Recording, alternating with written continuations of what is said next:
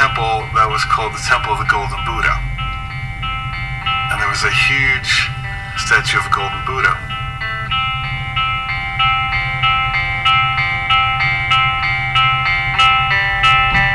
And word came to this village where the monastery was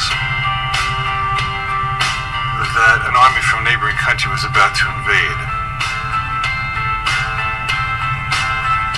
And they got the brilliant scheme to cover the golden Buddha, which is quite large, with mud and concrete so that it looked basically like a stone Buddha, and the army would perceive no value in it.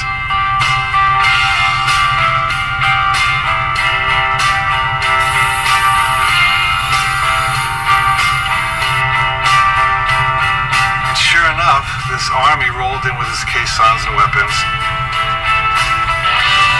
And as they passed by the monastery, they saw nothing but a big stone Buddha, and they had no reason to plunder it.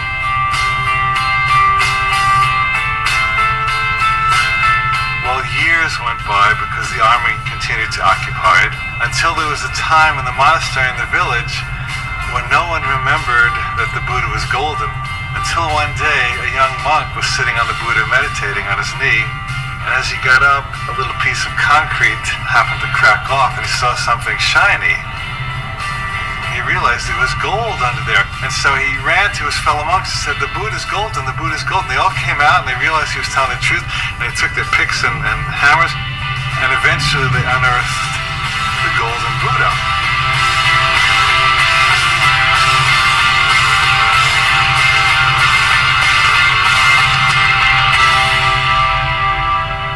Now, what's the metaphor here?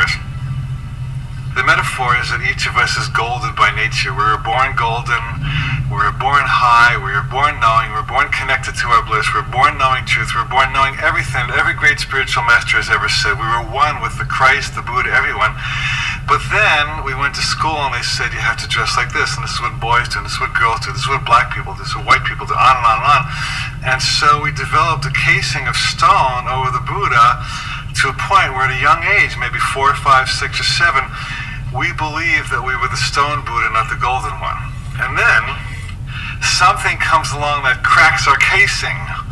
Maybe it's an injury, a divorce, a financial setbacks, a governmental change, something that really scares us and bugs us and knocks off a piece of our armor. And only in that moment of the armor being knocked off do you get to look inside and see the gold. And let me tell you, friend, that the moment you see that gold, the armor and the concrete will never satisfy you again. At that point, you truly enter the true hero's adventure, and all you want to do for the rest of your life is pick